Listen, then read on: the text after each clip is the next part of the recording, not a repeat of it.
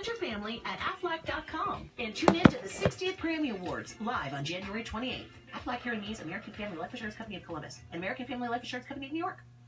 The best seafood, steaks, and chicken are at the Harbor House in Johnson City. Broiled or fried fish, sapler platters, salad bar, and homemade desserts. The Harbor House is famous for their popcorn shrimp, and on the weekends, come and enjoy 30 butterfly shrimp for only $18.99.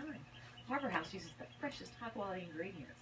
For the best seafood, go to the Harbor House, located on 2510 North Rome Street in Johnson City. And the hours are Sunday through Thursday, 11 to 8, Friday and Saturday, 11 to 9.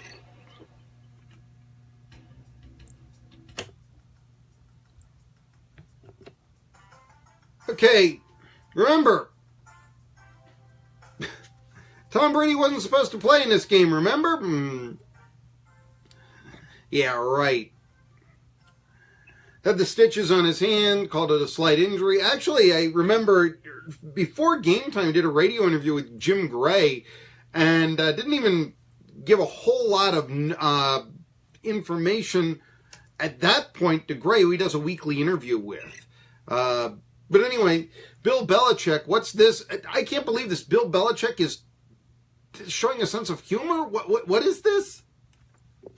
I mean, look, Tom did a great job, and he's a tough guy. We all know that, all right? But, I mean, I'm talking about open heart surgery here. Well, that's about as funny as Bill Belichick gets. All right, you see now why they didn't like him in Cleveland that much. All right, Danny Amendola, the 21-yard pass on the third down and long that he caught, I was very impressed. I mean, Amendola is the typical possession receiver. You think of him as 5-7 yards. Usually he averages less than 10 yards a catch. Comes up with 21 on that. Certainly also came up with a winning touchdown catch. Here's what Belichick had to say on Amendola. And remember, Amendola came as the replacement years ago for Wes Welker. And I mentioned before that Welker, there's a chance he could be joining the Texans staff.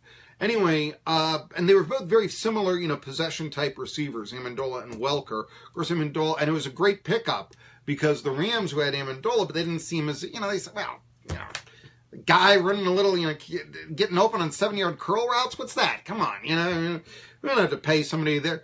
Belichick, as he always does, picks up. He's kind of the new LA Raiders, if you will, picking up the scrap heap, making his own. Here's what Belichick had to say about Danny Amendola. Danny's a tremendous competitor. Made some big plays for us. I thought it. Thank you for calling. Was great, and then he had the last punt return. It really set us up for the final touchdown. Danny's such a good football player. He just. You look up good football player in the dictionary, his picture's right there beside it, doesn't matter what it is. Now, I have mentioned that losing Rob Gronkowski could be the Achilles heel for the Patriots in the Super Bowl. Here's what Tom Brady thinks of potentially losing Gronk. It's hard when you lose such a critical part of your team and offense, and hopefully he's okay. It was a tough shot he took. And, he's as tough as they come, so hopefully he feels better soon. Next up, I got to tell you that he also wanted to did Brady a little bit about his hand injury, downplaying it, that sort of thing. Here's what he had to say about his hand injury, Tom Brady. We never had anything like it. Well, I've had a couple crazy injuries, but this was pretty crazy. And if they come up and you deal with them, and I wasn't quite sure how I was going to do, on Wednesday night, and then Thursday, wasn't sure, and then Friday gained a little confidence, and then Saturday was trying to figure out what we could do, and Sunday, try to come out here and make it happen. So. Yeah, he kind of downplayed it, and like I said. Belichick, the great line, it's not open heart surgery, guys, it hurt his finger, he had a boo-boo, You gotta get the idea that Belichick would say something like that, like, I've broken my leg! Okay, well, can't see you in 6 months, it's just, that would be him, right? By the way, the former Jason Witten's old coach, Doug Marrone, head coach of the Jacksonville Jaguars, some people thought that he was a little too conservative in the second half. I can see that.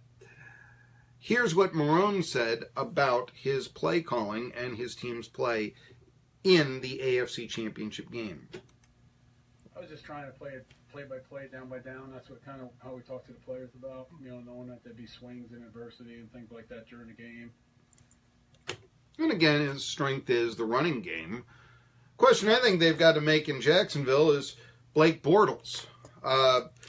Didn't throw in a pick in the playoffs, but there are better quarterbacks out there. And is this the man that you hitch your wagon to? Or do you try to bring in an Alex Smith? Or an Eli Manning? Or a Nick Foles? I don't know if I'd bring... Foles is an interesting idea. The thing that I like about Foles, and I said it, all the time, 27-2, touchdown INT ratio back in 2013. I really like that. I think I like the way he played last week, or I say last week, yesterday. I guess it is last week, or it depends on how your calendar is going. End of weekend, anyway, there are certain calendars that begin the week on a Monday, okay? Nevertheless, you're looking at a circumstance in which, the Jaguars have to make a decision on their quarterbacking going forth. Now, Doug Marone is not blaming Blake Bortles for the loss, and I don't think that he should in the first place.